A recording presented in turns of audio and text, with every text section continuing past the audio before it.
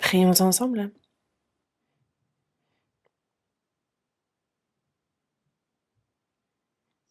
Dieu notre Père, toi qui nous aimes, toi qui es miséricordieux, nous étions éloignés de toi et agissions dans le péché. Tu as eu pitié de nous, pécheurs, et le jugement, le, la malédiction que nous devions recevoir, c'est le Seigneur qui s'en est chargé à notre place. Il a ainsi brisé l'autorité de la mort, et par sa résurrection, il nous donne la vie éternelle et l'espérance, cette grande espérance de pouvoir entrer dans ton royaume éternel. Merci pour cette grâce.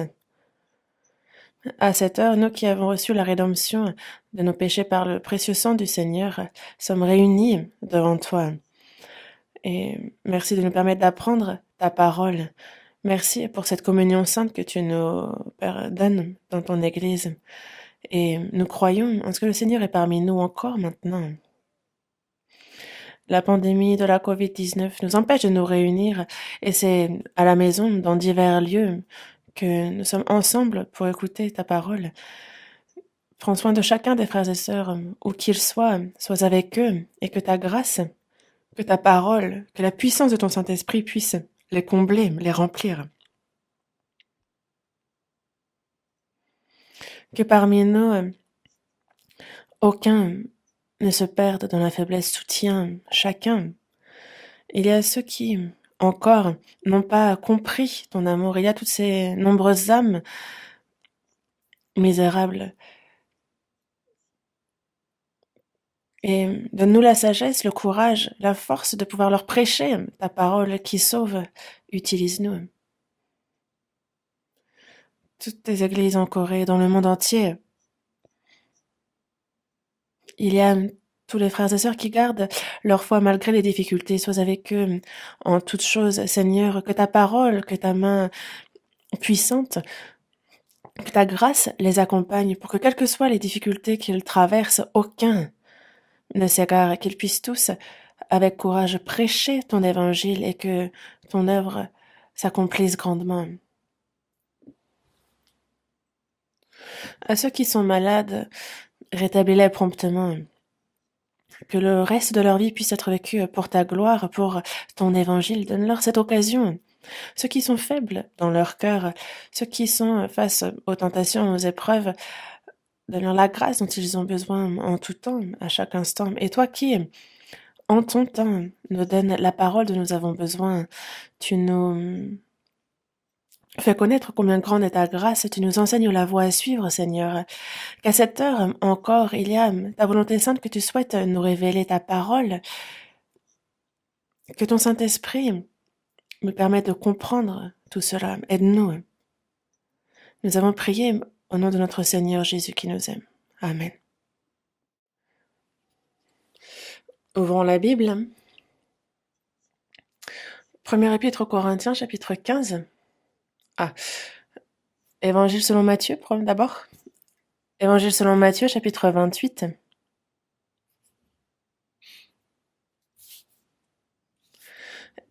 Évangile selon Matthieu, chapitre 28.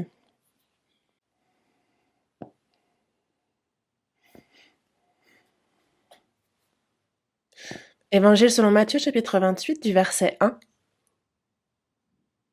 au verset 15.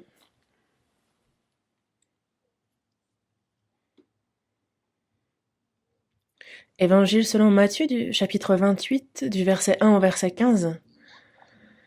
Après le sabbat, à l'aube du premier jour de la semaine, Marie de Magdala et l'autre Marie allèrent voir le sépulcre. Et voici, il y eut un grand tremblement de terre, car un ange du Seigneur descendit du ciel, vint rouler la pierre et s'assit dessus.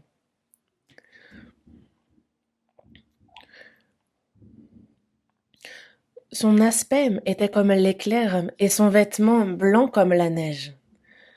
Les gardes tremblèrent de peur et devinrent comme morts. Mais l'ange prit la parole et dit aux femmes: Pour vous, ne craignez pas, car je sais que vous cherchez Jésus qui a été crucifié. Il n'est point ici, Il est ressuscité comme il l'avait dit. Venez, voyez le lieu où il était couché, et allez promptement dire à ses disciples qu'il est ressuscité des morts. Et voici, il vous précède en Galilée, c'est là que vous le verrez. Voici, je vous l'ai dit. Elles s'éloignèrent promptement du sépulcre, avec crainte et avec une grande joie, et elles coururent porter la nouvelle aux disciples. Et voici, Jésus vint à leur rencontre et dit, je vous salue. Elles s'approchèrent pour saisir ses pieds, et elles se prosternèrent devant lui. Alors Jésus leur dit, ne craignez pas, allez dire à mes frères de se rendre en Galilée, c'est là qu'ils me verront. Pendant qu'elles étaient en chemin, quelques hommes de la garde entrèrent dans la ville et annoncèrent aux principaux sacrificateurs tout ce qui était arrivé. Ceux-ci, après s'être assemblés avec les anciens et avoir tenu conseil, donnèrent aux soldats une forte somme d'argent, en disant, dites, ces disciples sont venus de nuit le dérober pendant que nous dormions. Et si le gouverneur l'apprend, nous l'apaiserons, et nous vous tirerons de peine. Les soldats prirent l'argent et suivirent les instructions qui leur furent données. Et ce bruit s'est répandu parmi les Juifs jusqu'à ce jour.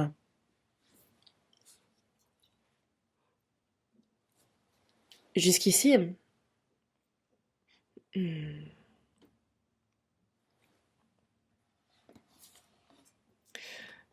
le cantique d'aujourd'hui aussi, préparé par la chorale, la parole concernait la résurrection, n'est-ce pas? Aujourd'hui, nous sommes le dimanche de Pâques.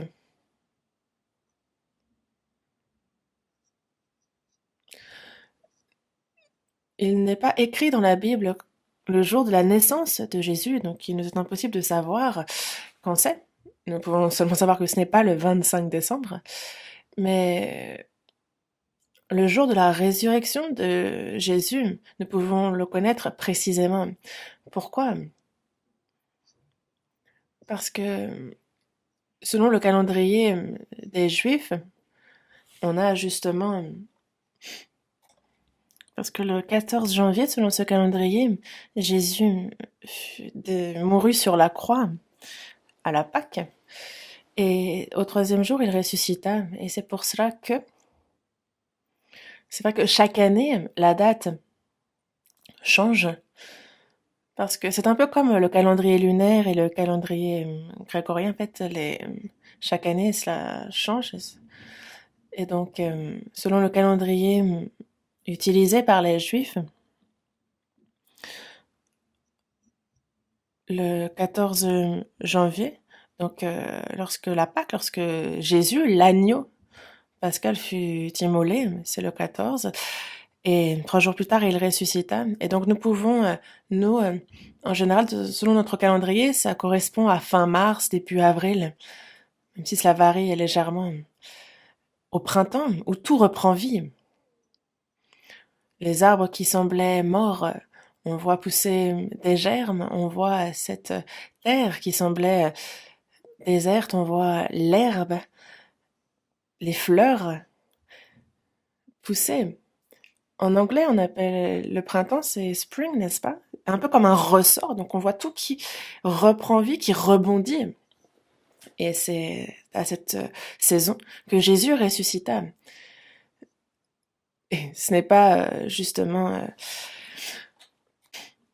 Jésus n'est pas ressuscité pour qu'on célèbre Pâques, ce n'est pas là. Mais c'est que c'est une vérité centrale à l'évangile auquel on croit, sa mort et sa résurrection. Et c'est pour cela que la, la Pâque, justement, nous allons nous intéresser à quel est le lien avec nous entre la mort et la résurrection de Jésus et titre du sermon d'aujourd'hui est justement la résurrection, qui est notre espérance et la vie éternelle. S'il n'y avait pas eu la résurrection du Seigneur, alors nous n'aurions pu recevoir la vie éternelle, nous n'aurions pas non plus cette espérance glorieuse. Et c'est pour cela que la résurrection du Seigneur est beaucoup... On en parle beaucoup dans la Bible et c'est ce à quoi nous allons réfléchir aujourd'hui. Le passage que nous avons lu dans l'Évangile selon Matthieu nous parle de la résurrection de Jésus et retranscrit ce qui se passa à ce moment-là et ce en détail. Le matin, justement, à l'aube du premier jour, donc le jour de la résurrection, c'est à l'aube où tout reprend vie. Dans la Genèse, on voit bien que Adam commit un péché et alors la communication, le lien avec Dieu s'est rompu et a commencé sur cette terre la peine, la souffrance, la mort. Et alors c'est cette nuit de 4000 ans, cette obscurité qui passa, mais Jésus régla le problème du péché. Il a dit que le salaire du péché, c'est la mort. Il est mort pour nous. Il a ainsi brisé l'autorité de la mort. Il a ressuscité. Et alors la vie a repris. Cette nuit de mort très longue, c'est comme lorsque l'aube arrive et le soleil et tout s'éclaire. Jésus, par sa mort et sa résurrection, a amené la vie et la lumière sur cette terre.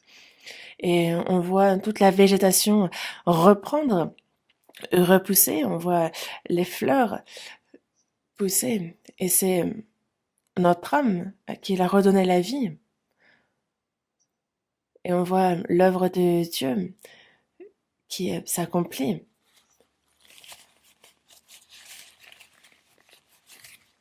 Et il y a Jésus justement qui, à travers sa résurrection, accomplit cette vie éternelle qui fleurit parmi les âmes.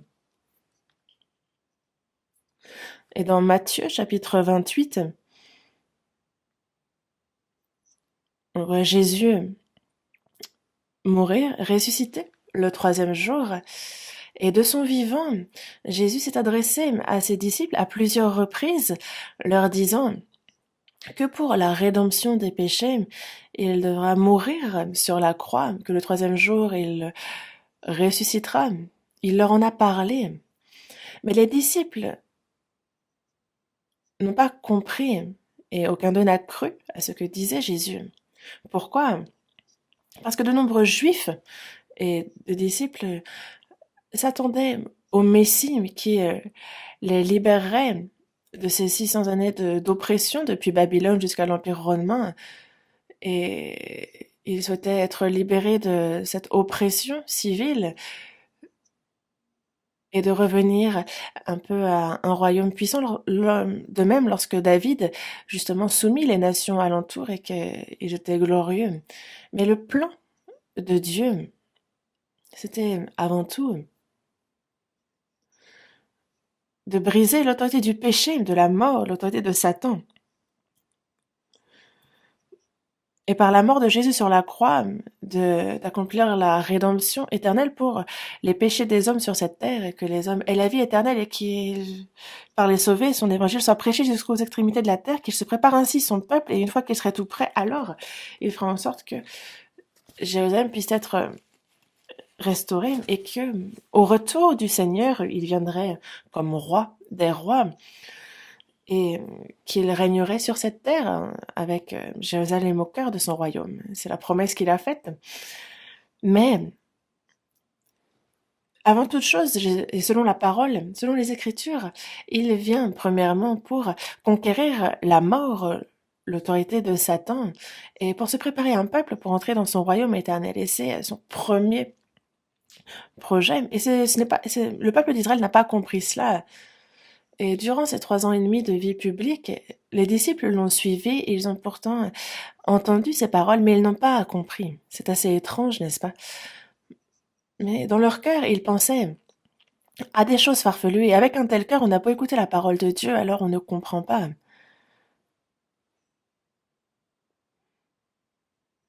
Mais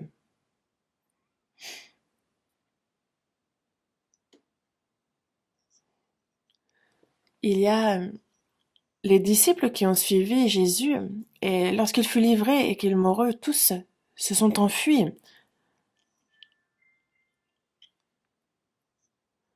Mais parmi ceux qui suivaient Jésus, il y avait des sœurs, des femmes qui, lorsqu'il fut crucifié, étaient au pied de la croix et l'ont vu mourir. Elles ont également regardé où était la tombe où était placé Jésus. Et après qu'il soit mort, justement la veille du sabbat, à l'aube, elles sont venues trouver là où il avait été enterré. Elles n'ont pas été rencontrer Jésus ressuscité, mais elles sont venues justement pour apporter des... Elles ont été au sépulcre justement avec des huiles afin de prendre soin du corps. Mais elles savent qu'il y a donc une pierre devant le sépulcre et elles s'inquiétaient de savoir qui viendrait rouler la pierre pour qu'elles puissent entrer dans le tombeau. Mais elles arrivent et elles voient justement que la pierre est déjà roulée. Et il y a un ange qui se manifeste et qui leur dit ne craignez pas, car je sais que vous cherchez Jésus qui a été crucifié, mais il n'est point ici, et il est ressuscité, pardon, comme il l'avait dit. Il est ressuscité. Donc, justement, allez promptement dire à ses disciples qu'il est ressuscité des morts. Et donc, justement, c'était avec crainte et avec une grande joie qu'elles ont couru porter la nouvelle aux disciples. Mais Jésus vint à leur rencontre en leur disant soyez en paix, je vous salue. Et en fait, c'est dans divers évangiles que cette scène est décrite. Il se manifeste à Marie de Magdala, aux femmes. Dans tous les cas, Jésus ressuscité se manifeste en premier aux sœurs, aux femmes qui l'ont suivi de son vie, qui ont servi, qui ont Jésus et les disciples, et qui sont venus justement au sépulcre afin de doindre son corps. Et c'est à ces sœurs-là que Jésus ressuscité se manifeste en premier. Jésus se manifeste ressuscité et elles se sont inclinées, elles se sont prosternées devant lui. Et il leur a dit, justement, de retourner en Galilée, le premier lieu où Jésus a rencontré ses disciples et leur disant que c'est là qu'ils le verraient. C'est ce qui s'est passé. Et ensuite, ce sont les disciples vers qui elles sont allées et elles leur ont dit ce qu'elles avaient entendu.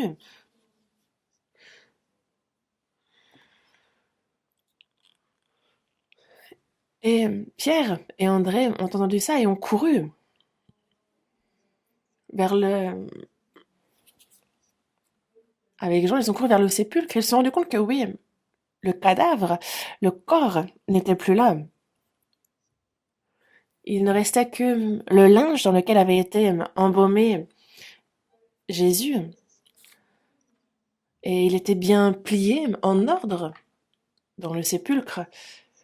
Mais ils ont vu que le corps avait disparu, mais ils n'avaient pas encore cru. Ils n'avaient pas encore compris que Jésus était ressuscité. C'est à plusieurs reprises qu'il s'est manifesté à ses disciples ensuite. Et il y avait donc les gardes armés de l'armée romaine qui, justement, gardaient durant ces 3 jours le, le sépulcre selon les ordres qu'ils avaient reçus. Pourquoi? Parce que les pharisiens et les sacrificateurs ont dit à Pilate que ce Jésus a dit que lorsqu'il mourrait le 3e jour, il reviendrait à la vie. Et si jamais les disciples viennent, prennent ce corps et qu'ils propagent le mensonge disant qu'il est ressuscité, alors ça va être compliqué, et pour vous aussi. Donc ils ont demandé à ce que le sépulcre soit gardé durant 3 jours. Et donc ils ont dit, bah, envoyez les soldats romains garder l'entrée. Et donc, là où Jésus fut enterré, déjà, il faut savoir que les sépulcres juifs sont différents un peu de nos sépulcres. Et donc, à l'époque, surtout, en fait, c'était un peu dans un lieu calme, surélevé, où on creusait comme des grottes. Et c'est là que l'on mettait les cadavres des ancêtres et devant, on roulait une grosse pierre pour bloquer, pour fermer l'entrée au sépulcre. Mais Jésus, le sépulcre où il était, c'était Joseph d'Arimathée qui était riche et qui justement a préparé ce sépulcre pour lui certainement et certainement que les riches ne souhaitaient pas être enterrés avec d'autres personnes comme c'était de coutume et qui, un peu comme les maisons individuelles, se sont fait un sépulcre individuel où ils seront les seuls enterrés. Quand j'étais aux États-Unis, il y a un grand cimetière euh, public où il y a des pelouses un peu partout et en fait on voit les sépulcres de chacun avec les dates de naissance, de mort. En fait, c'est une pelouse où justement un cimetière commun, donc tous ont les mêmes tombes, mais à côté ils ont fait des parts individuelles et certains ont des sépulcres aussi grands que des maisons. Certains vraiment ont mis la voiture que la personne avait. Enfin, c'est vraiment, ça vaut le coup de visiter ce cimetière public. Mais il y avait aussi un très grand sépulcre. Et en fait, il disait de ce sépulcre-là qu'il n'était pas encore habité au sens où la personne n'était pas encore décédée, mais il s'était préparé son grand sépulcre. Et on nous disait que lui qui avait fait ce sépulcre-là était coréen. Ça nous a vraiment surpris. Il s'est non pas préparé un lieu pour l'au-delà éternel, mais il s'est préparé sa maison pour la mort. Mais en tout cas, Joseph d'Arimathée a préparé le sépulcre pour Jésus. Il l'a mis à disposition, celui qu'il s'était préparé pour lui. Mais il y a les soldats qui gardaient l'entrée, ont vu les anges descendre et justement, ils ont fait rouler la pierre. Parce qu'en fait, cette pierre était scellée. C'est un peu comme par exemple quand on ne paie pas ses impôts, etc. Ou on vient hypothéquer la maison et ils mettent des sceaux un peu partout, n'est-ce pas? Pour que personne ne puisse y toucher, que l'on voit bien que c'est scellé. Et donc c'est Pilate de son sceau qui a fait en sorte que personne ne puisse y toucher. Et ils ont placé devant des soldats afin de garder cette pierre. Ils la gardaient jour et nuit. Mais un ange est descendu et il a déplacé la pierre et il s'est assis sur cette pierre. Et en fait, ils eurent une grande crainte parce que l'ange du Seigneur qui est descendu du ciel, il a fait rouler la pierre, il s'est assis dessus. Et en fait, l'aspect de l'ange a vraiment fait trembler de peur. Ils étaient comme morts, les gardes de cette tombe. Les gardes étaient si surpris que lorsqu'ils se réveillèrent, ils ont couru voir les sacrificateurs, le souverain sacrificateur, et leur ont dit, ah, il s'est passé ceci et cela. Mais si on y réfléchit,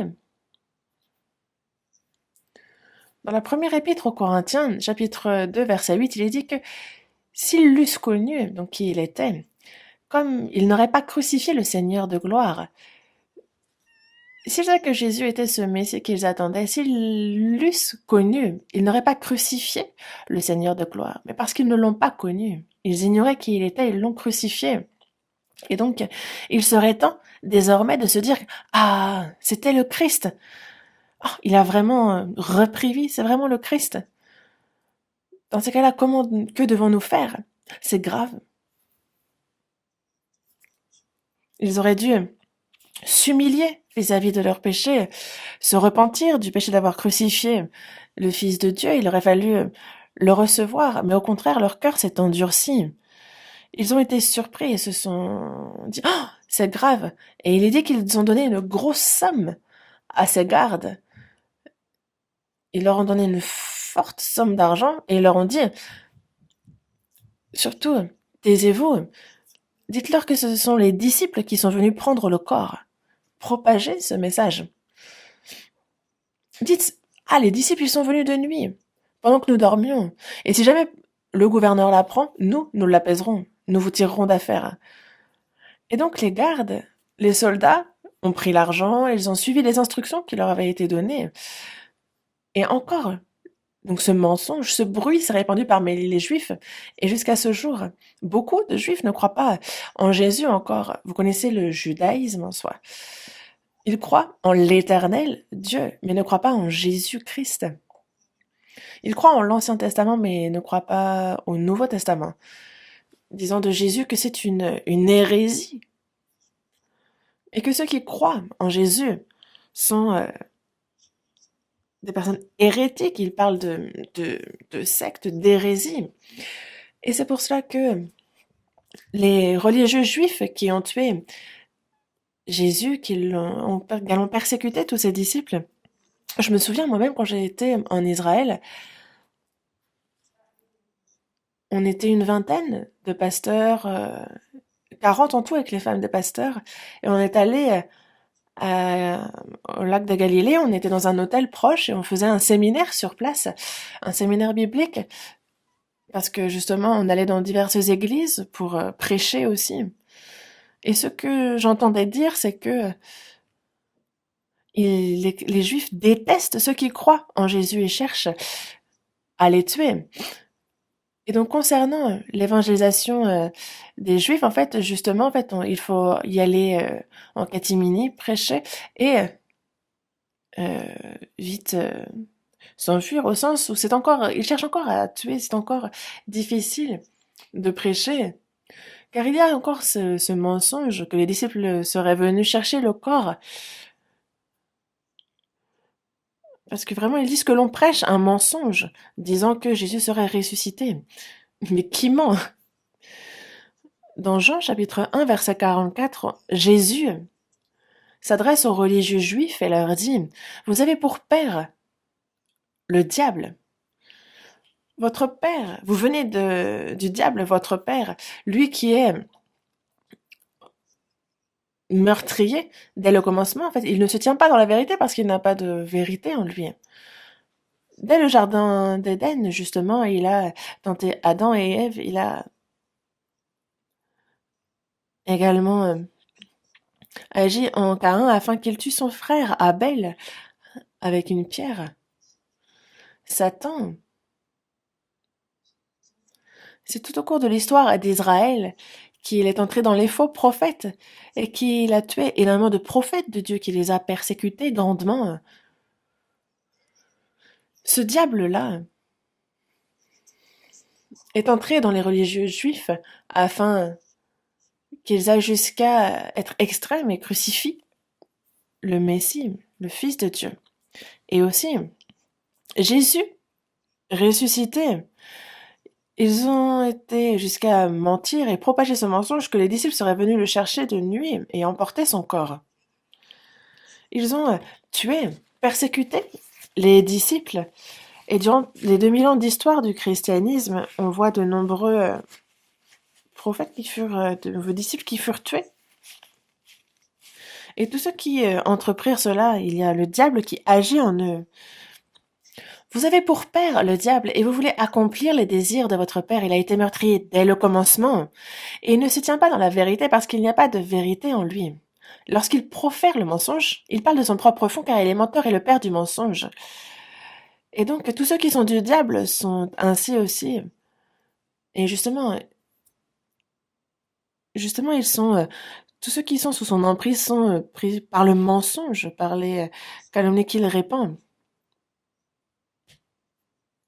Il profère le mensonge, il parle de son propre fond. Il est le menteur et le père du mensonge. Le mensonge vient de Satan. Et c'est pour cela que le diable, encore maintenant, comme il a agi dans les religieux juifs, maintenant et dans les faux religieux, dans les faux prophètes, justement, il continue à remplir ce monde du mensonge. La vérité est piétinée, elle est persécutée, c'est le monde dans lequel on vit. Et dans Matthieu chapitre 28, nous voyons que ce mensonge proféré à l'époque des Juifs, non seulement à l'époque de l'Évangile, mais encore maintenant, il est largement prêché, ce mensonge. Mais la résurrection de Jésus ne fut pas soudaine, ce n'est pas le fruit du hasard. C'est le plan de Dieu depuis le début. Et dans l'Ancien Testament, on en parle précisément. On parle de sa mort et de sa résurrection en détail. Dans Jean, chapitre 5, verset 39, il nous est bien dit, « Vous sondez les Écritures parce que vous pensez avoir en elles la vie éternelle, ce sont elles qui rendent témoignage de moi. Vous les sondez parce que vous pensez avoir en elles la vie éternelle. Mais les Écritures, la parole, l'Ancien Testament parle de rendre témoignage de moi Jésus, de sa naissance, de sa vie, de sa mort, de sa résurrection, de quand il monte aux cieux, de son retour, tout ce qui est au cœur de l'Évangile, donc sa mort et sa résurrection. L'Ancien Testament en parle. Dans la Genèse, chapitre 3, on voit que la femme désobéie, elle mangea du fruit de l'arbre de la connaissance du bien et du mal. Et on propose à son mari, Adam et Ève pêchent ainsi. Et Dieu dit bien à la femme, il s'adresse à Ève et lui dit, pourquoi as-tu fait cela? Et elle répond, le serpent m'a séduit et j'en ai mangé. Il te dit d'en manger et toi t'en manges? Dans ces cas-là, il dit, je mettrai inimitié entre toi et la femme, entre ta postérité et sa postérité. Donc celle-ci t'écrasera la tête et tu lui blesseras le talon. De quoi il parle ici? Tous ceux qui sont nés en Adam sont la postérité du serpent. Ils sont de l'autorité du diable sous son empire. Et on voit cela agit par exemple, dans les religieux juifs. Et donc dans Matthieu chapitre 3 aussi, il y a Jean-Baptiste qui s'adresse aux pharisiens, aux docteurs de la loi en leur disant « Serpent, race de vipère ». Et quand on lit l'évangile selon Matthieu, il le répète encore dans le chapitre 23, « Serpent, race de vipère ». Et quand il dit cela, c'est comme lorsque vous parlez avec quelqu'un et que vous lui dites, je sais pas, fils de, ou c'est une insulte. Et c'est assez choquant, mais serpent, race de vipère n'est pas une insulte. C'est que en eux, il y a le diable qui agit. C'est pour cela.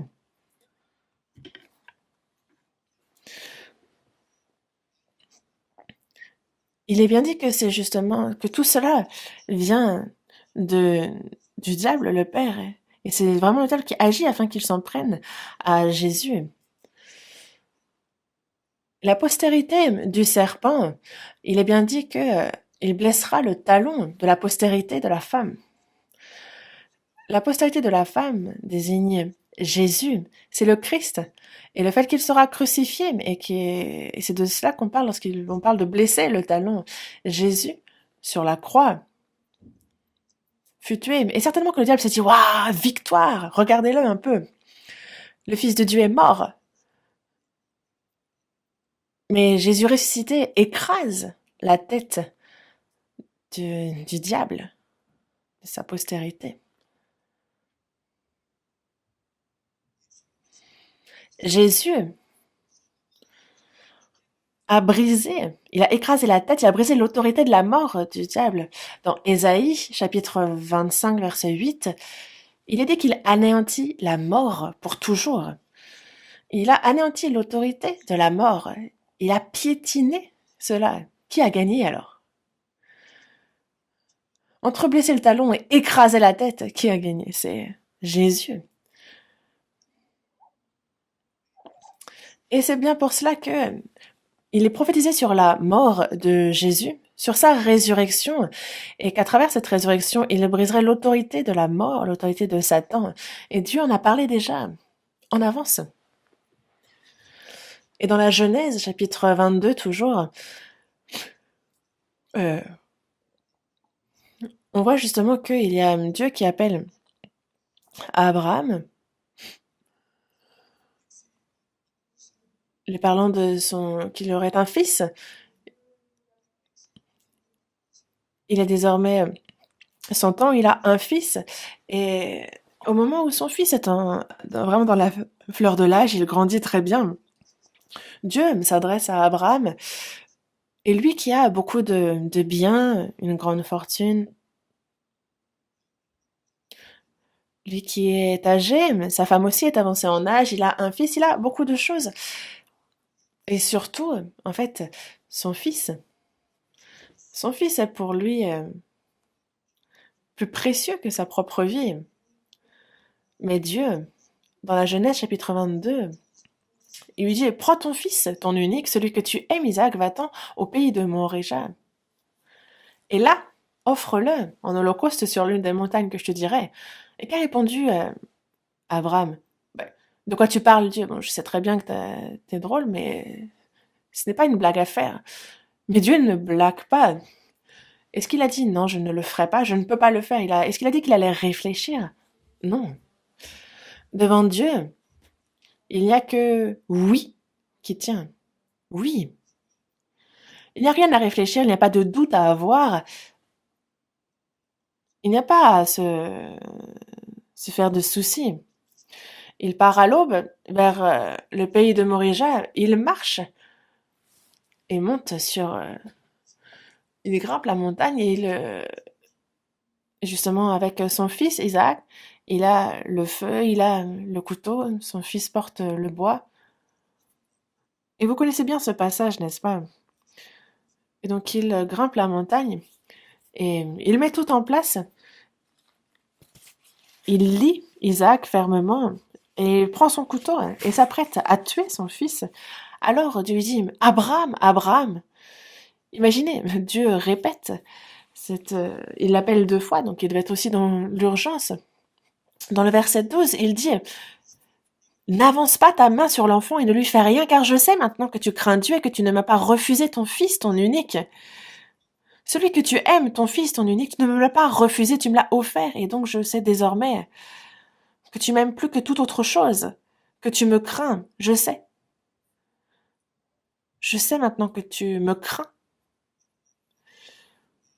Et ce fils qu'il pensait mort, son fils aussi s'était déjà vu mort, lui qui se disait fais ce que Dieu t'a dit de faire. Mais Dieu lui-même a dit ensuite, n'avance pas ta main sur l'enfant. Et dans Hébreux, chapitre 11, verset 19, il est dit qu'il pensait que Dieu est puissant. Abraham pensait que Dieu pouvait même ressusciter les morts et donc il recourait son fils d'une sorte de résurrection. Et on voit bien que Isaac, c'est l'ombre de Jésus-Christ. Il est le fils unique, on le voit monter au pays de Morija avec ce poème. Jésus lui est crucifié sur la croix et c'est son fils unique qui est sacrifié. Et il dit, maintenant, je sais que tu crains Dieu, que tu m'as pas refusé ton fils. La vérification est faite. Et de la même manière, Jésus nous a prouvé combien il nous aime. Lorsque nous ne le connaissions pas, il nous a aimés. Il a manifesté envers nous son amour, justement en envoyant son Fils unique dans le monde afin que nous vivions par lui. Comme il le dit dans la première épître de Jean, chapitre 4, il a donné pour nous son Fils unique dans le monde. Parce que Dieu a tant aimé le monde qu'il a donné son Fils unique afin que quiconque croit en lui ne périsse point mais qu'il ait la vie éternelle. Et il nous le dit dans Romains chapitre 8, verset 32 aussi. Il n'a point épargné son propre Fils, mais il l'a livré pour nous tous. Il n'a pas épargné son propre Fils. Comme Abraham n'a pas épargné Isaac, Dieu n'a pas épargné Jésus.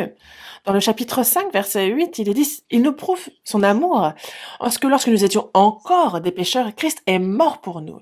C'est ainsi qu'il prouve son amour. Il nous prouve combien il nous aime à travers la crucifixion de son Fils unique. Il nous l'a prouvé, il l'a manifesté ainsi, il le garantit. Et désormais, nous,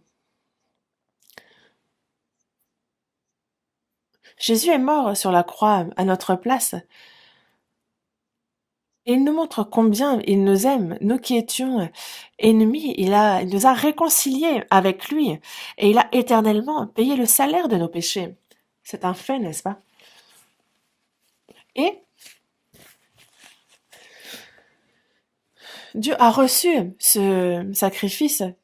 Dieu n'a pas permis à Isaac de mourir. Jésus, lui, est véritablement mort, mais par sa résurrection, Jésus nous prouve justement, par sa résurrection, qu'il a bien accepté ce sacrifice, cet agneau. Est-ce que ce n'est pas un fait surprenant? Dans Matthieu chapitre 10, verset 37, Jésus dit bien que celui qui aime son père ou sa mère plus que moi n'est pas digne de moi, et celui qui aime son fils ou sa fille plus que moi n'est pas digne de moi. Pourquoi avoir dit une telle chose? Si on a compris l'amour de Dieu, parce que lui qui n'a pas épargné son propre fils, Abraham non plus aimait Dieu davantage que son fils, il n'a pas épargné son propre fils unique. Dieu a prouvé envers nous son amour en ce qu'il a donné, il a sacrifié son fils unique pour nous. Alors nous, qu'est-ce que nous pourrions épargner pour lui? Non, il faut tout lui donner. On aime nos parents, on aime nos enfants, on aime notre famille. Mais nous aimons le Seigneur bien plus que toute autre chose, évidemment. C'est naturel, c'est évident. Il n'y a rien de particulier, de spécial en ça. Pourquoi? Parce que nous avons reçu un si grand amour de Dieu. Et donc dans Matthieu chapitre 22 verset 37, il dit « Tu aimeras le Seigneur ton Dieu de tout ton cœur, de toute ton âme et de toute ta pensée. » C'est ce que Jésus nous dit. Pourquoi? Parce que le Seigneur a tout donné. Il nous a aimés jusqu'à la mort. Il a donné sa vie pour nous. Et donc nous répondons à cet amour. Dans le psaume 73, verset 25, il dit « Quel autre ai-je au ciel que toi?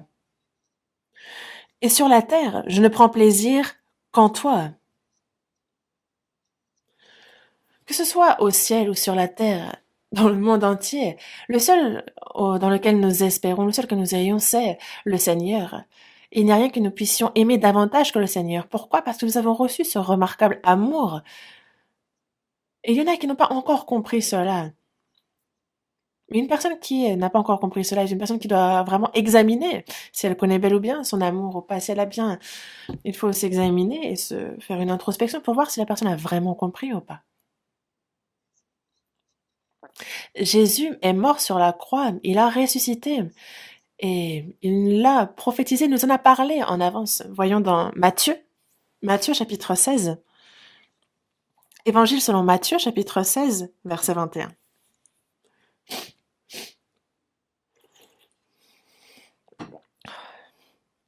Évangile selon Matthieu chapitre 16, verset 21.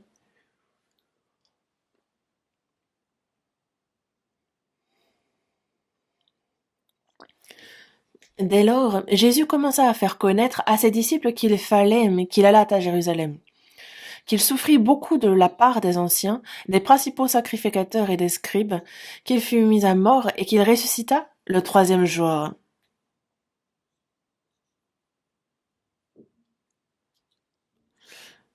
Il leur fait connaître justement que le jour de sa mort s'approche et c'est pour ça que dès lors Jésus commença à faire connaître à ses disciples qu'il fallait qu'il allât à Jérusalem, qu'il souffrit beaucoup de la part des anciens, des principaux sacrificateurs et des scribes, donc qu'il fut mis à mort et qu'il ressuscitera le troisième jour. Jésus a commencé à leur en parler.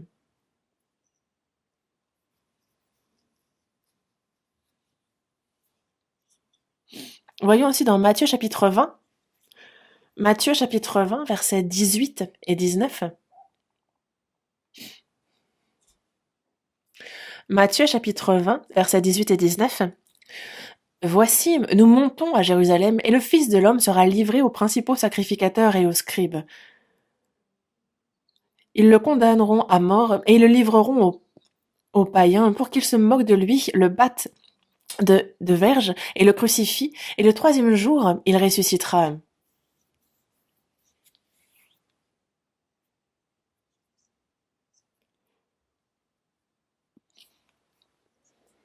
Jésus a annoncé à l'avance en détail qu'il devrait mourir et qu'il ressusciterait le troisième jour. Il en a parlé.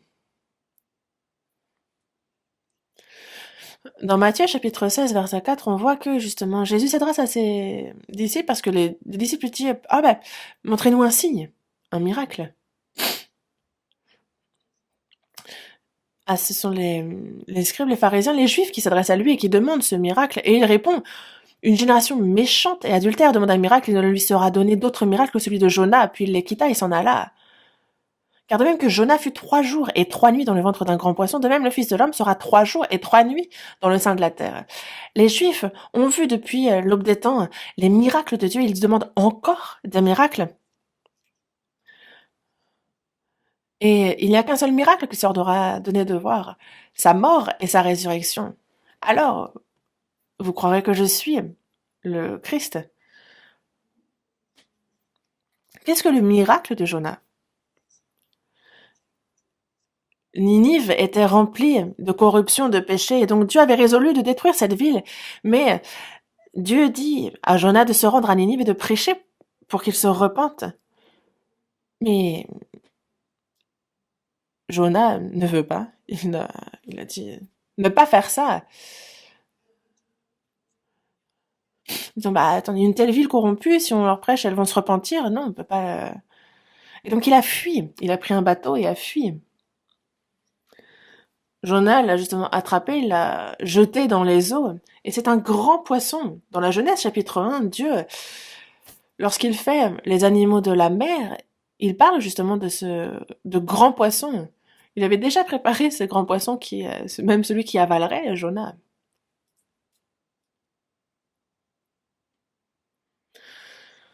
Je suis allée à Saint-Pétersbourg en Russie. Et justement, j'ai vu vraiment des arêtes, vraiment des restes de grands poissons comme ça. Et ils étaient de taille à avaler des hommes, vraiment. Bon, en tout cas, il a passé 3 jours dans le ventre de ce grand poisson et il fut recraché. Il arriva à Ninive. Et Jonas dit, ah, vous gens de Ninive, vous deviez périr à cause de vos péchés. Moi, mais je ne voulais pas vous prêcher ça, mais je prêche parce que Dieu m'a avalé. Il m'a recraché. Mais vous savez combien j'ai souffert pour que vous vous repentiez? Il crie cela. Et donc, c'est le roi. Tous, justement, sont complètement surpris. Ils jeûnent, ils s'agenouillent, ils se repentent. Et, et c'est pour ça que Ninive n'est pas détruite. Et qu'elle fut justement, on voit dans le journal, il est bien dit qu'elle échappa à cette perdition qui avait été résolue pour elle. Mais Jonas a passé 3 jours dans le grand poisson. Et c'est comme Jésus qui, lui, a passé 3 jours en terre et qu'on est ressorti par la résurrection de Jésus. Justement, en fait, c'est sa résurrection qu'on annonce à travers le miracle de Jonas. Mais, quelle est la preuve que Jonas a été envoyé par Dieu? C'est qu'il est entré dans le grand poisson, il a passé 3 jours et il en fut recraché. Il dit bien, il ne lui sera donné d'autre miracle que celui de Jonas. Il faut croire en sa mort et en sa résurrection, il n'y a que ce chemin. Justement, dans Lévitique chapitre 23, on voit les 7 fêtes observées par les Juifs. La première étant la Pâque, ça, la mort de Jésus donc. Et ensuite, la fête des pains sans levain. Par la mort en Jésus, ceux qui ont reçu le salut, désormais, durant 7 jours, mangent des pains sans levain. Et donc, toute personne sauvée, 7 jours, c'est une semaine, ça se répète, c'est notre vie, n'est-ce pas? Donc, se tenir éloigné du péché, une vie de purification, c'est ce qu'il annonce aussi à travers cette fête. Et ensuite, le peuple d'Israël entre en terre de Canaan et ils vont commencer à cultiver la terre. Et c'est donc la fête des prémices qui est offerte justement. Et donc en fait, on calcule depuis la Pâque, et c'est le premier sabbat, donc le premier jour après le sabbat que l'on fait cela, donc 3 jours après. On prend donc une gerbe des prémices de la récolte que l'on secoue et que l'on élève à Dieu. C'est ça la fête des prémices. Et ça désigne la résurrection de Jésus. Et donc, dans la première épître aux Corinthiens, chapitre 15, verset 20, il est dit que Christ est ressuscité des morts et il est les prémices de ceux qui sont morts. Les prémices, donc les premiers fruits, les premières récoltes. Et donc il y a d'abord le gerbe, puis il y a l'herbe, et puis après on voit les fruits, n'est-ce pas? N'est-ce pas? Et c'est un peu le même principe. En fait, il est le prémisse de ceux qui viendront après. Il est le premier de beaucoup. Jésus, ressuscité, il est donc ressuscité des morts. Il est le prémisse de ceux qui sont morts. Désormais, toute personne sauvée en Jésus-Christ ressusciteront aussi en Christ. C'est ce qu'il montre à l'avance. Et c'est pour ça que la fête des prémices est aussi une fête qui est une prophétie concernant la résurrection de Jésus.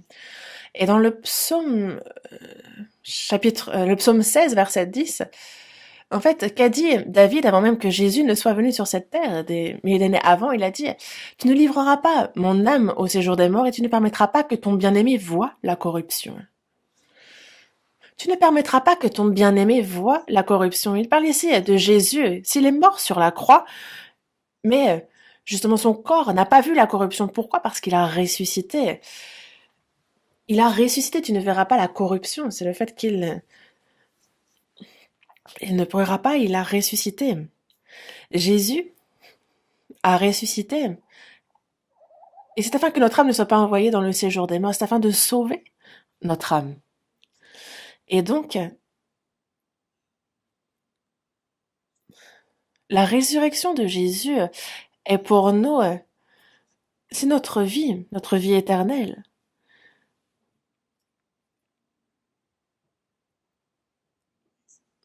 Et Jésus a ressuscité. Il n'a pas disparu tout d'un coup, c'est durant 40 jours qu'il a passé sur cette terre et qu'il s'est manifesté de nombreuses fois à ses disciples. Voyons dans la première épître aux Corinthiens, chapitre 15. Première épître aux Corinthiens, chapitre 15.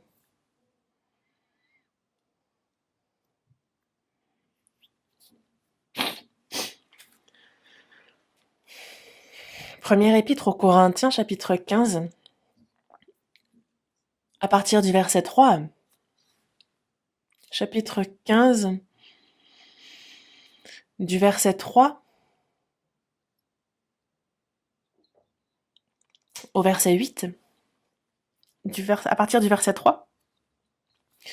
Je vous ai enseigné avant tout, comme je l'avais aussi reçu, que Christ est mort pour nos péchés, selon les Écritures, qu'il a été enseveli et qu'il est ressuscité le 3e jour, selon les Écritures, et qu'il est apparu à Céphas, puis aux 12.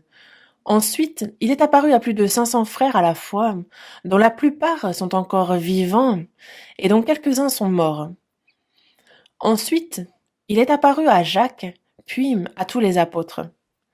Après eux, tous, il m'est aussi apparu à moi, comme à l'avorton. L'apôtre Paul explique ici la résurrection de Jésus. Et Jésus se sème selon les Écritures qui Christ est mort pour nos péchés, selon les Écritures. C'est écrit en détail, n'est-ce pas, dans l'Ancien Testament aussi. Pour le pardon du péché des peuples d'Israël, on voit les sacrifices qui sont offerts, on voit le sacrifice d'expiation, de réconciliation, on voit tous les sacrifices qui sont offerts et qui sont l'ombre justement du sacrifice de Jésus. Christ est mort pour nos péchés selon les Écritures. Il a été enseveli et il est ressuscité le 3e jour selon les Écritures.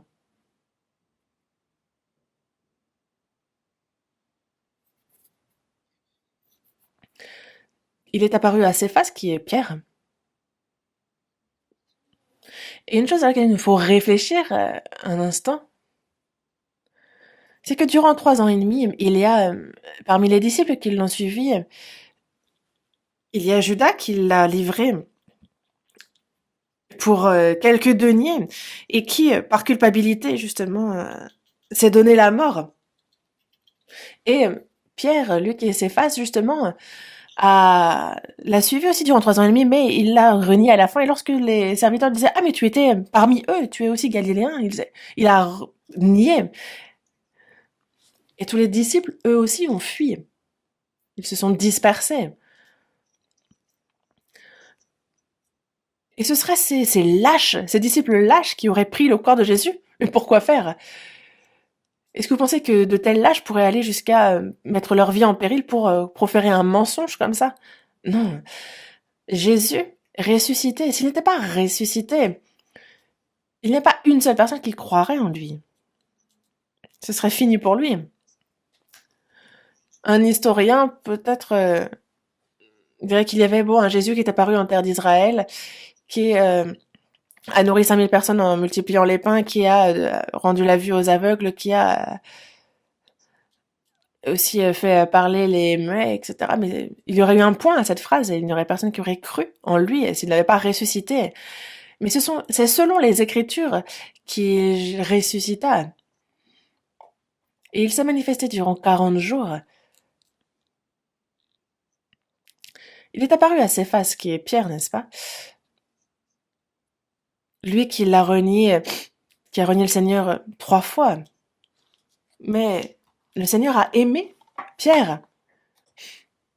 Après, je savais bien, c'est le Pierre humain. Je savais je te l'ai dit d'ailleurs à l'avance, que tu me renierais 3 fois.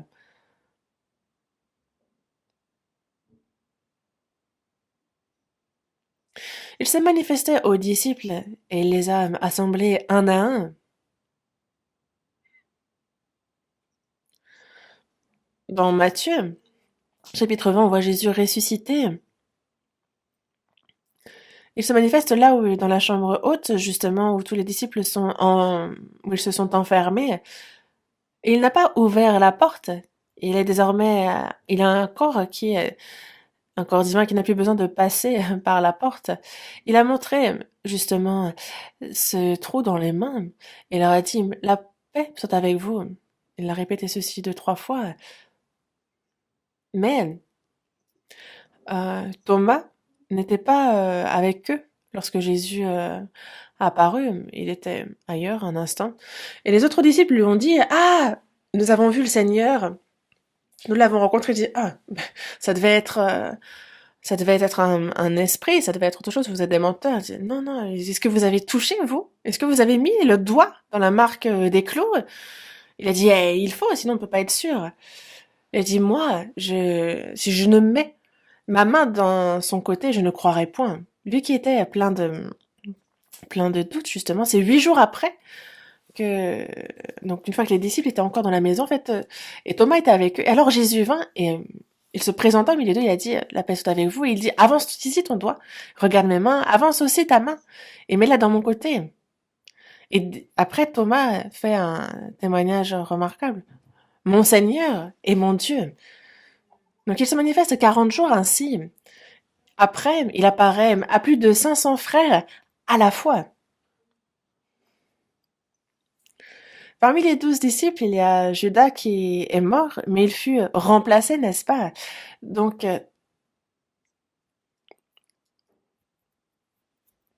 il fut remplacé aussi, donc il se manifestait à son remplaçant, mais il y avait aussi d'autres qui suivaient cette fois, et il est apparu à plus de 500 frères à la fois.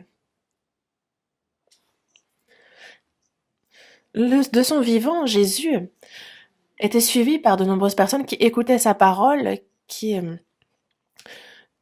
c'est à 500 frères à la fois qu'il s'est manifesté. À la fois, donc c'est en même temps.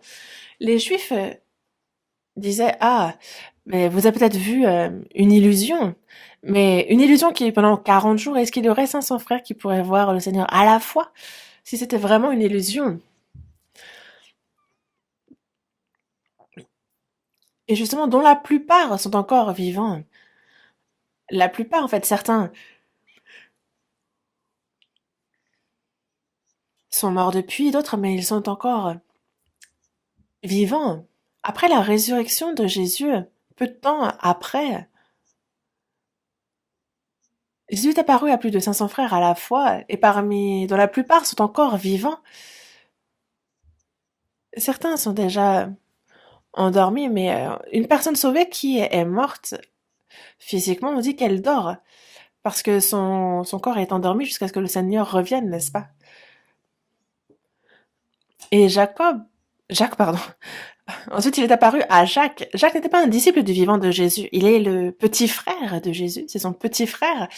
Mais après la résurrection de Jésus, alors, il croit.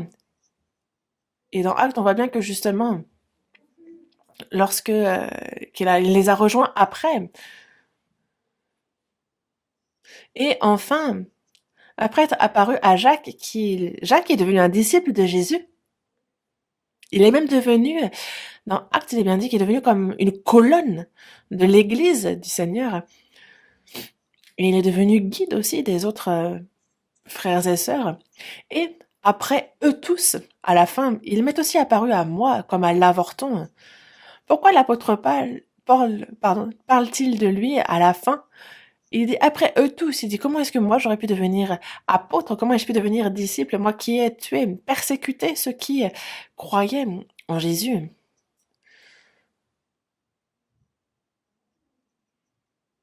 Et moi, comme à l'avorton, moi qui n'aurais pas dû naître, moi qui suis le plus bas. Jésus a ressuscité et il s'est manifesté de nombreuses fois. On va voir dans Actes chapitre 1. Actes chapitre 1,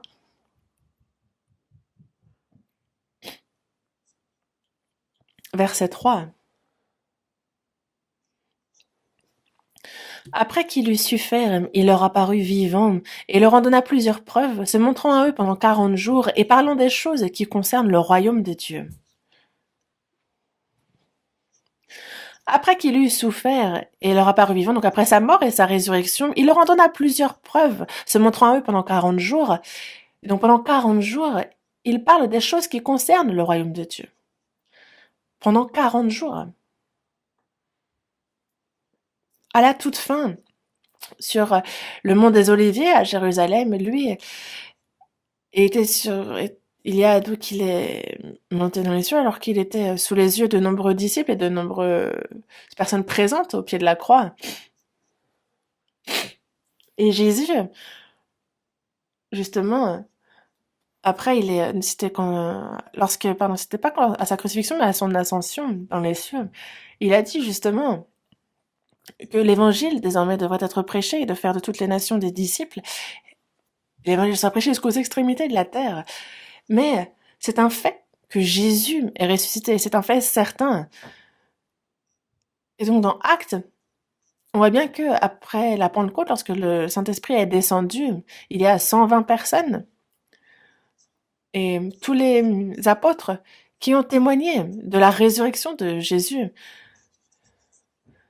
Et Pierre a bien dit, justement, ce Jésus que vous avez tué, ce Jésus que vous avez crucifié, lui, est revenu à la vie. C'est avec courage et fermeté qu'il prêche désormais sa résurrection.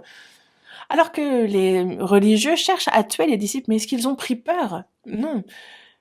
Ils ont dit, le Jésus que vous avez crucifié, Dieu lui a redonné la vie. Il est le Christ, il est le Messie. Il est le Seigneur de vie, il est le roi des rois. Il crie ces propos. Les Juifs entendent ça et disent, oh, homme, que ferons-nous? Et il y a 10 000 personnes qui sont repenties à ce moment-là. Donc c'est avec courage et assurance qu'ils prêchaient cet évangile. Les Juifs ont saisi, les disciples les frappèrent, leur interdisant de prêcher ce qu'ils prêchent, de ne plus parler. Est-ce que les disciples ont pris peur? Ils ont dit non, nous ne pouvons pas ne pas parler de ce que nous avons vu et entendu. Et juger si il est bon devant Dieu de vous écouter plutôt que d'écouter Dieu, d'être obéissant à sa parole ou à la vôtre. Et donc, comment voulez-vous fermer nos bouches? Les disciples ont prêché Jésus ressuscité car ils l'ont vu et c'est avec assurance et courage qu'ils l'ont prêché. Et ce que Jésus disait, ils y ont cru. Pourquoi? Parce qu'ils sont sauvés désormais. Est-ce qu'ils craignaient quoi que ce soit? Car leurs péchés ont été pardonnés sur la croix par Jésus. Et par sa mort et sa résurrection, il leur a donné la vie éternelle. Et ça, ils en étaient convaincus. Pierre aussi, l'apôtre Paul, pardon, a rencontré aussi Jésus ressuscité sur le chemin de Damas. Et justement, il est mort pour nos péchés, il a ressuscité le troisième jour, et c'est ça qui est au cœur de l'évangile. Paul, justement, c'est devant Agrippe et c'est devant les Juifs qu'il va dire: moi-même, je persécutais, j'étais blasphémateur de ceux qui croyaient en Jésus, mais j'ai vu Jésus sur le chemin de Damas, je l'ai vu, et désormais, je crois en lui.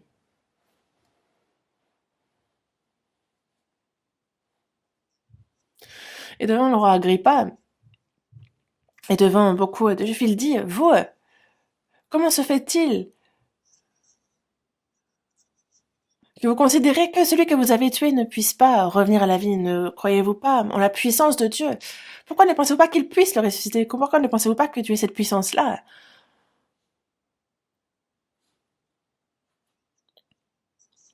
C'est comme, regardez un peu là, au printemps, lorsque les arbres morts durant tout l'hiver reprennent vie. Est-ce que vous ne pensez pas que ça aussi c'est la résurrection qu'il nous l'a montré déjà? Lorsque le papillon,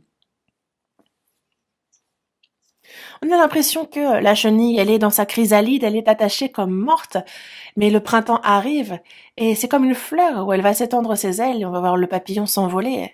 Est-ce que vous ne voyez pas en cela la résurrection? À travers toute la nature, Dieu nous montre la résurrection, il nous explique comment il donne la vie, et ce à travers de nombreux aspects de sa création. Mais pensez-vous que Dieu, lui, ne puisse pas justement redonner vie à un homme? Pourquoi croire en Dieu s'il n'a pas cette puissance? Voyons dans Actes chapitre 17.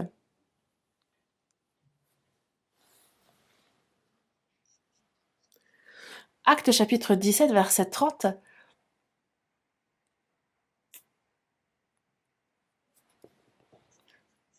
Verset 30, Actes chapitre 17, verset 30 et 31. Dieu, sans tenir compte des temps d'ignorance, annonce maintenant à tous les hommes en tout lieu qu'ils aient à se repentir, parce qu'il a fixé un jour où il jugera le monde selon la justice par l'homme qu'il a désigné, ce dont il a donné à tous une preuve certaine en le ressuscitant des morts.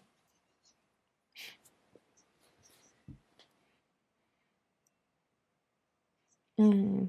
Avant la venue de Jésus, lorsqu'il n'y avait pas de ces preuves qu'il a données, il a dit qu'il ne tient pas compte des temps d'ignorance. Mais maintenant, il annonce à tous les hommes, en tout lieu, qu'il est à se repentir parce qu'il a fixé un jour où il jugera le monde selon la justice par l'homme qu'il a désigné. Il en a donné une preuve certaine en le restant des morts. Jésus est le Fils unique que Dieu a envoyé sur terre, il est le Christ. Et ça, il l'annonce. Il a donné toutes les preuves, justement, de croire en lui désormais, de croire en lui, en sa mort, en sa résurrection. Maintenant, ce n'est plus une question d'avoir, de faire des bonnes œuvres ou pas, d'avoir du péché que l'on a, grand ou petit, mais c'est de savoir est-ce que l'on croit en ça ou pas. Car l'incrédulité est le plus grand péché que l'on ait. Et les Juifs n'ont pas seulement, ils n'ont pas seulement pas cru en Jésus-Christ, mais justement, ils ont pas cru à ce que les gardes romains ont dit concernant le sépulcre, et ils ont proféré un mensonge, leur ont donné une forte somme d'argent afin de les acheter, et leur incrédulité est leur plus grand péché. Nous, le fait que nous croyons, quel est cet évangile? De quoi ça nous parle cet évangile auquel nous croyons? Voyons dans Romains chapitre 10. On va chercher plusieurs passages dans la Bible, donc soyons zélés. Romains chapitre 10, versets 9 et 10. Si tu confesses de ta bouche le Seigneur Jésus, et si tu crois dans ton cœur que Dieu l'a ressuscité des morts, tu seras sauvé. Car c'est en croyant du cœur qu'on parvient à la justice, et c'est en confessant de la bouche qu'on parvient au salut, selon ce que dit l'Écriture. Donc ce en quoi nous croyons. Il y a donc cette parole qui vient de la bouche de Dieu. Et de quoi nous parle cette parole? Si tu confesses de ta bouche le Seigneur Jésus, et si tu crois dans ton cœur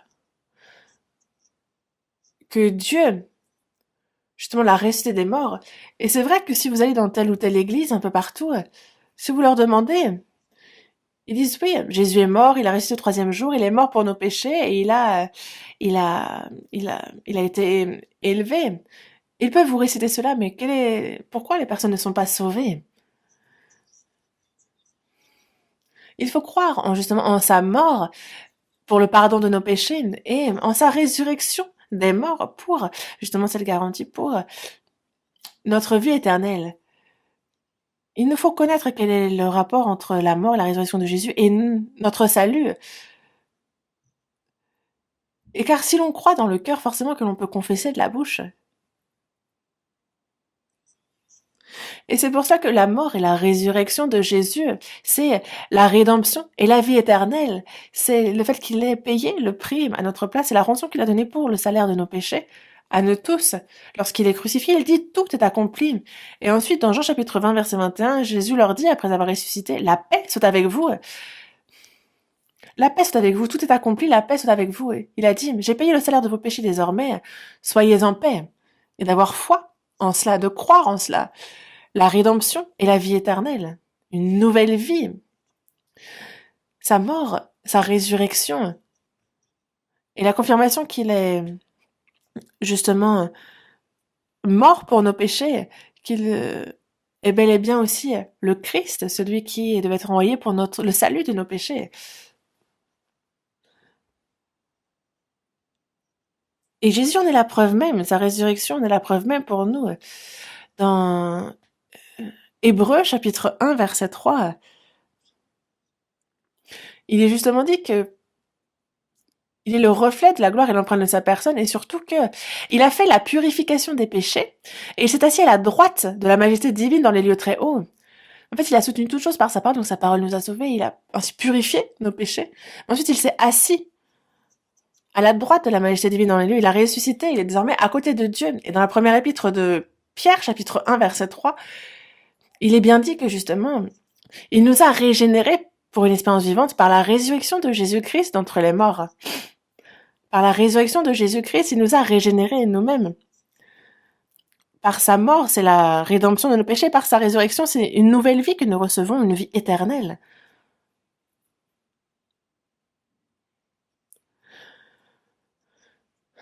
Il nous a régénérés pour une espérance vivante par la résurrection de Jésus-Christ d'entre les morts. Par sa mort, nous avons reçu la rédemption de nos péchés. Par sa résurrection, nous recevons la vie, mais il nous a donné aussi, il nous a régénérés pour une espérance vivante qui ne se peut ni corrompre, ni souiller, ni flétrir, et qui nous est réservée dans les cieux. C'est ce qu'il a préparé, c'est un héritage qu'il a préparé pour nous. Et donc, par la mort et la résurrection de Jésus et le fait qu'il ait été enlevé, c'est pour nous la vie pour nous, et c'est une espérance éternelle et glorieuse. Dans Hébreux, chapitre 9, il est dit qu'il est entré une fois pour toutes dans le lieu très saint, non avec le sang des boucs et des veaux, mais avec son propre sang, et il a obtenu une rédemption éternelle. Jésus ressuscité est entré dans le lieu très saint, et c'est devant Dieu qu'il montre ce sang, disant « Regarde, je suis mort, voici mon sang ». Et Dieu c'est son fils qui est mort, et donc il fut satisfait. Et Jésus est toujours vivant à sa droite. Jésus ressuscité, encore maintenant, comme il est écrit dans Romains, il est mort, mais bien plus, il est ressuscité. Et il est à la droite de Dieu, et il intercède pour nous. Il intercède pour nous. Il n'est pas seulement mort pour nos péchés, mais Jésus qui a repris vie, qui est ressuscité, est à la droite de Dieu et encore maintenant il prie pour nous. En tant que médiateur, lui qui a pardonné tous nos péchés et qui a accompli, c'est basé sur cela qu'il est désormais, qu'il intercède pour nous, c'est certain. Dans Hébreux chapitre 7, verset 25, il nous le dit aussi. Jésus qui est mort et ressuscité pour nous. On dit que justement il peut sauver parfaitement ceux qui s'approchent de lui. Et il intercède en notre faveur toujours. Il est mort et ressuscité, et il est désormais aux côtés de Dieu et il prie pour nous. Dans la première épître de Jean, chapitre 2, verset 1, il dit si quelqu'un a péché, nous avons un avocat auprès du Père, Jésus-Christ, le juste. Après notre salut, il ne nous faut pas pécher, mais il nous arrive de pécher. Mais Jésus qui accomplit la rédemption éternelle est pour nous un avocat auprès du Père, et encore maintenant, il intercède pour nous. Et c'est pour ça que nous ne périssons pas. Dans Job, chapitre 16, verset 19, il nous le dit bien. Dès maintenant, mon témoin est dans le ciel, mon témoin est dans les lieux élevés. Mon témoin est dans le ciel, ce témoin qui a pardonné tous mes péchés, il est dans le ciel. Ma garantie, mon témoin est dans les lieux élevés. Dans Job, chapitre 19, verset 25, il est dit « Je sais que mon Rédempteur est vivant et qu'il se lèvera le dernier sur la terre. » C'est vraiment de très beaux versets. 3500 ans avant que Jésus ne vienne sur cette terre, il y a Job. C'est 1500 ans avant qu'il ne vienne sur cette terre. Job déjà dit « Je sais que mon Rédempteur est vivant. » Et qu'il se lèvera le dernier sur la terre.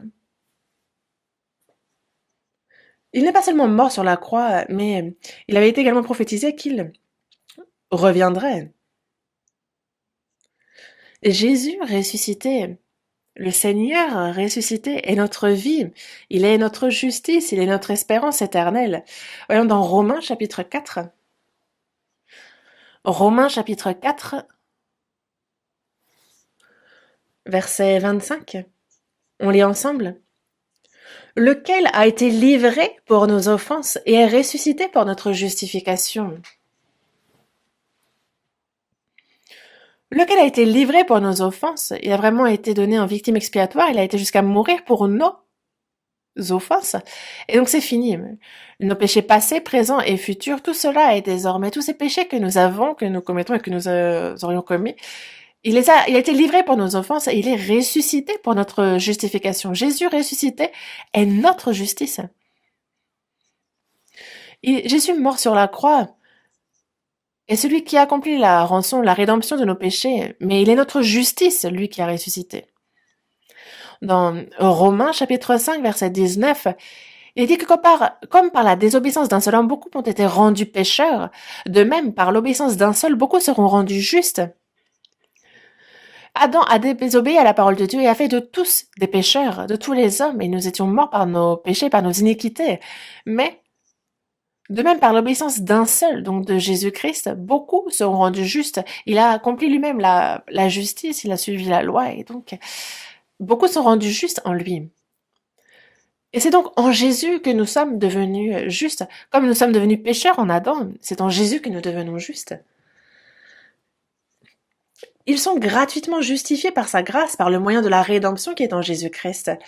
Et donc désormais, nous, Jésus-Christ ressuscité, c'est pour nous la preuve certaine de la rédemption de nos péchés. Et nous sommes désormais justes en Dieu, et il est notre nouvelle vie.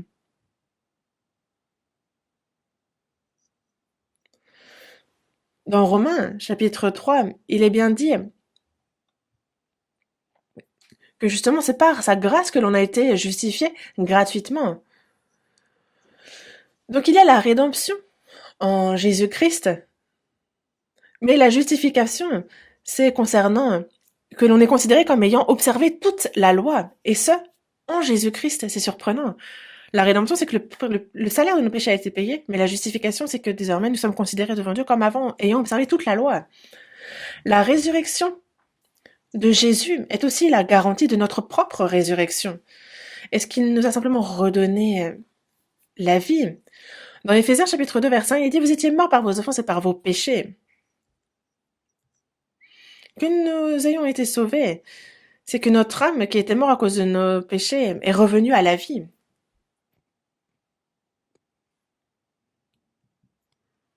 Et ce n'est pas seulement notre âme auquel il redonne la vie, mais c'est jusqu'à notre chair, à la toute fin, qu'il ressuscitera. Et ainsi, la résurrection de Jésus est aussi la garantie de nous chrétiens, de notre résurrection. Première épître aux Corinthiens, chapitre 15. Première épître aux Corinthiens, chapitre 15.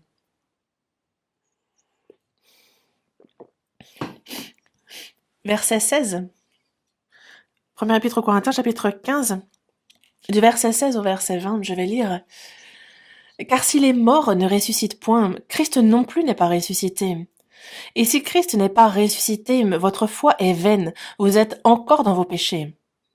Et par conséquent, aussi ceux qui sont morts en Christ sont perdus. Si c'est dans cette vie seulement que nous espérons en Christ, nous sommes les plus malheureux de tous les hommes. Mais maintenant, Christ est ressuscité des morts, et il est les prémices de ceux qui sont morts. »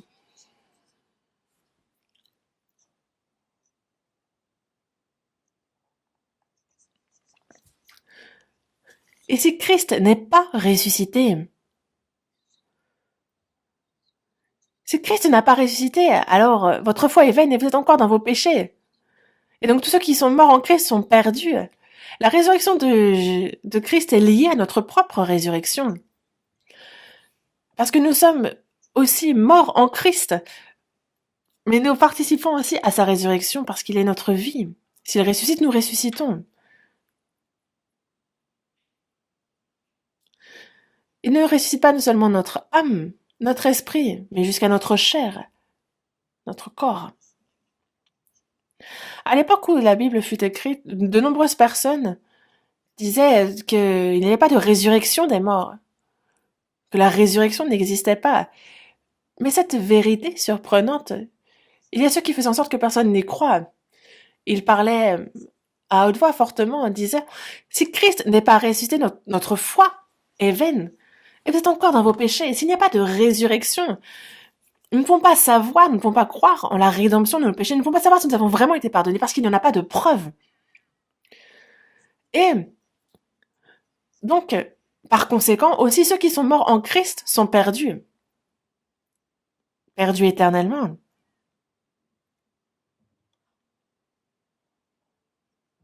Et aussi, par conséquent, nous sommes aussi des menteurs. Nous sommes devenus des menteurs. Mais si c'est dans cette vie seulement que nous espérons en Christ, nous sommes les plus malheureux de tous les hommes.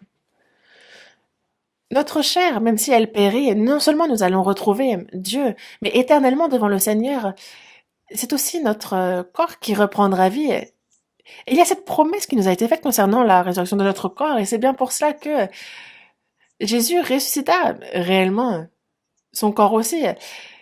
Et c'est seulement son âme, son esprit qui retourna au Père. Non, c'est jusqu'à son corps. Et il l'a montré durant les 40 jours. Et ça, il nous montre que nous connaîtrons aussi la propre résurrection de notre corps.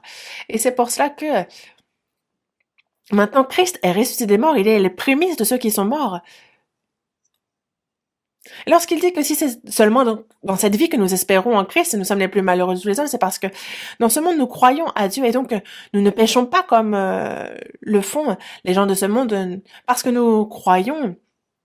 Il y a beaucoup de souffrances, de persécutions, de difficultés que nous rencontrons par rapport à la foi, mais si notre espérance est seulement dans cette vie, alors forcément nous sommes les plus malheureux de tous les hommes.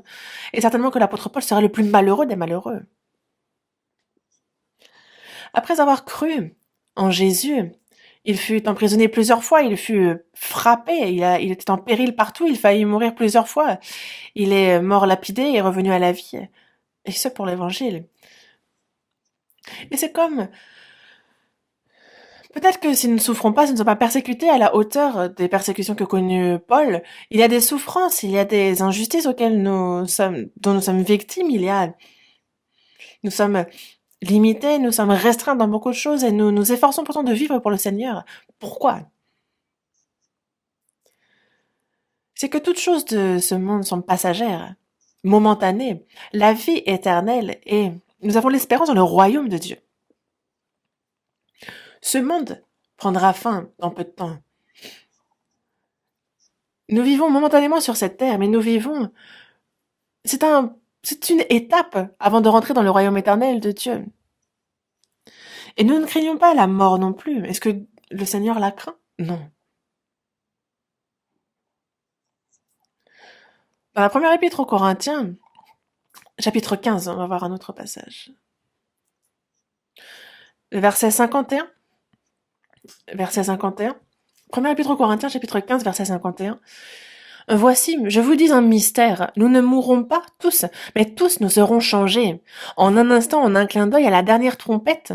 La trompette sonnera, et les morts ressusciteront incorruptibles, et nous serons changés.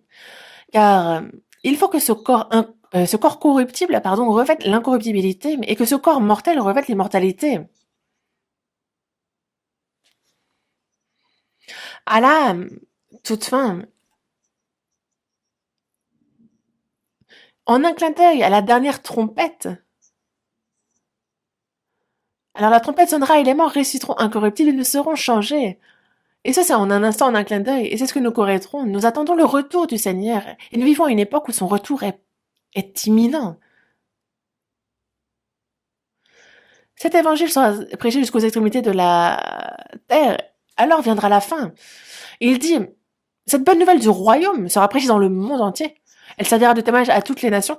Alors viendra la fin. Et de même, quand vous verrez ces choses arriver, sachez que le Fils de l'homme est proche à la porte. On ne sait pas, peut-être demain, l'année d'après, celle suivante, mais nous, c'est chaque jour que nous pouvons espérer et nous attendons le retour du Seigneur. Et s'il revient, alors tous ceux qui sont morts en lui ressusciteront premièrement. Et ceux qui sont vivants, justement, c'est en un clin d'œil, en un instant que, justement, on ressuscitera incorruptible, nous serons changés. Ce corps sera transformé pour un corps divin, pour un corps. Il sera transformé pour pouvoir, justement, accueillir Jésus dans sa gloire à son retour. Et c'est l'espérance la plus surprenante que nous avons. Et c'est pour ça que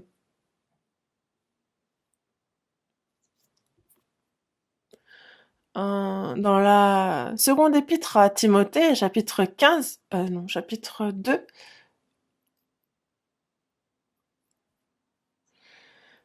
chapitre 2, verset 11, il dit, si nous sommes morts avec lui, nous vivrons aussi avec lui. Donc si nous sommes morts avec lui, nous vivrons aussi avec lui. Et si nous persévérons, nous régnerons aussi avec lui. Et c'est par ça, la mort de Jésus, c'est par sa mort que l'autorité de la mort a été brisée, qu'elle a pris fin. Il est bien dit que justement, il a mis fin au règne de la mort. Et donc la mort n'est pour nous absolument rien désormais. Première épître aux Corinthiens, chapitre 15, verset 55. Il est bien dit,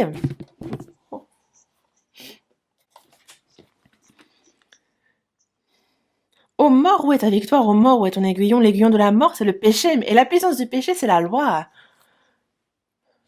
Et nous, disons, on peut dire, ô mort, où est ta victoire? Qu'est-ce que tu es, mort? Car l'aiguillon de la mort, c'est le péché. Mais le péché a été éternellement pardonné, n'est-ce pas? La puissance du péché, c'est la loi. La loi aussi a été parfaitement accomplie, nous sommes justifiés.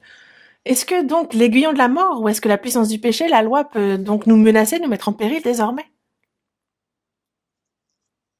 C'est en Jésus-Christ que nous avons la victoire. Grâce soit rendue à Dieu, qui nous donne la victoire par notre Seigneur Jésus-Christ.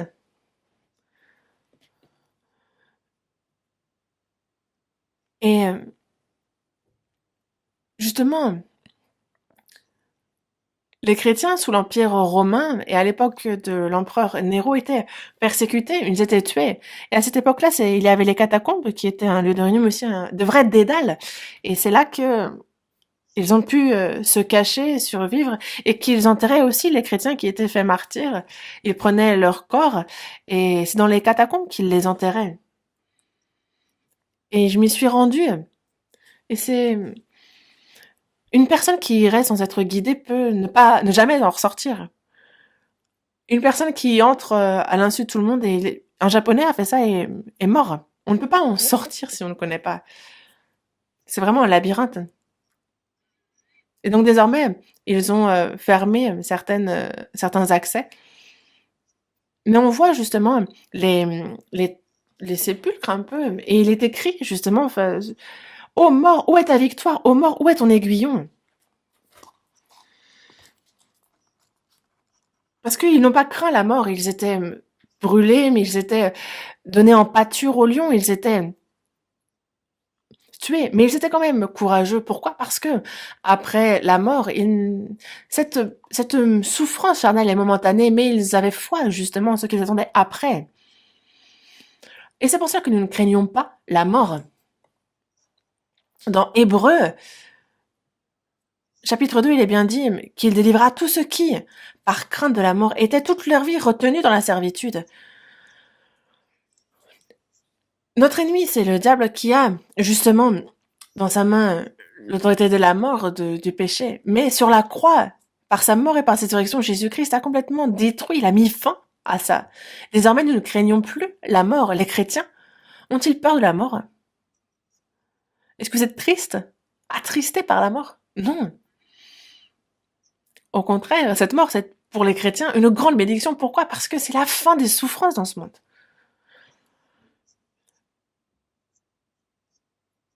Et il y a ceux qui n'ont pas de toit, ceux qui mangent, qui n'ont pas à manger, ceux qui sont pauvres. Mais imaginez que tout d'un coup, ah, il y a un privilège tout particulier qui soit donné à cette personne et qu'elle entre dans un vrai palais, qu'on lui prépare le repas tous les jours. C'est une vraie bénédiction pour elle, n'est-ce pas? Et c'est même incomparable à ce que nous connaîtrons, nous, sur cette terre. Il y a toutes les souffrances, toutes les malédictions. Ce monde menteur en toutes choses, désormais, on en est libéré et on entre dans le royaume de Dieu, on entre dans la vie, dans ce royaume glorieux où on connaîtra la paix éternellement. Donc imaginez quelle joie ça fait. La mort du chrétien, c'est une bénédiction. C'est entrer dans la paix éternelle. C'est la fin de toute souffrance. Est-ce que vous craignez la mort? Non.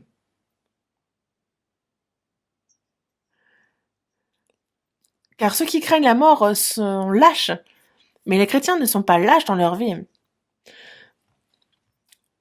Dans Hébreux, justement, chapitre 11, on nous parle des femmes qui recouvrèrent leur mort par la résurrection.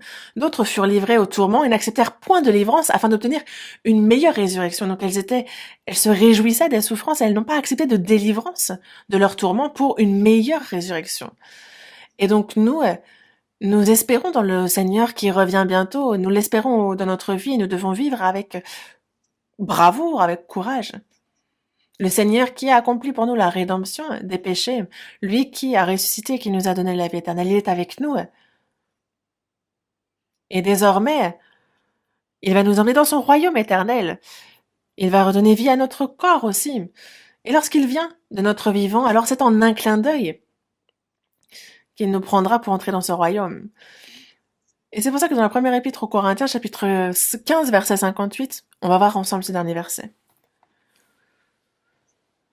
Chapitre 15, verset 58, on lit calmement ce verset. Ainsi, mes frères bien-aimés, soyons fermes, inébranlables, travaillant de mieux en mieux à l'œuvre du Seigneur, sachant que votre travail ne sera pas vain dans le Seigneur. Mes frères bien-aimés, soyez fermes, inébranlables. Inébranlables dans la foi, dans l'espérance, soyez fermes. Et travaillant de mieux en mieux à l'œuvre du Seigneur. Pourquoi sommes-nous encore sur cette terre? Que faisons-nous sur cette terre? Est-ce que c'est parce qu'on n'arrive pas à mourir ou est-ce que c'est parce qu'on a encore des espoirs pour ce monde? Non. Mais moi, je n'ai plus aucun espoir pour ce monde. Il y a dans ce monde rien que je veuille y faire. Ce n'est vraiment pas un monde où il fait bon vivre. Ah, j'aimerais tellement aller rapidement retrouver le Seigneur. Mais pourquoi sommes-nous sur cette terre? C'est parce qu'il y a quelque chose à faire. Obéir à la parole du Seigneur, prêcher son évangile, aimer les frères et sœurs. Et selon la force qu'il nous donne, c'est notre temps, nos biens, tous nos efforts que l'on consacre au Seigneur, à son œuvre. Et lorsque nous y serons devant lui, alors il nous complimentera en disant « Bon et fidèle serviteur, tu as été fidèle en peu de choses. » Et nous souhaitons nous tenir devant lui, devant sa gloire, sans être honteux, c'est notre espérance, n'est-ce pas? Non? Et c'est pour cela que, inébranlable, ferme, travaillant de mieux en mieux à l'œuvre du Seigneur, sachant que votre travail ne sera pas vain dans le Seigneur. Dans ce monde, toutes choses sont vaines. Vaines. En vivant dans un monde vain, nous, notre travail ne sera pas vain dans le Seigneur. Nous vivons, nous, dans un monde vain pour ce qui n'est pas vain. Jésus est mort pour le pardon de nos péchés, il a ressuscité pour la vie, et à son retour, il transformera même ce corps pour un corps de gloire, il y redonnera vie, il nous transformera, et alors, jusqu'au dernier bout, il nous faut, jusqu'à ce moment, jusqu'à ce qu'il arrive, vivre zélé pour le Seigneur. Prions ensemble. Dieu notre Père, qui est miséricordieux, Jésus est mort sur la croix, et par le précieux sang qu'il a versé, il a éternellement lavé nos péchés. Il a ainsi brisé l'autorité de la mort, et c'est la vie éternelle.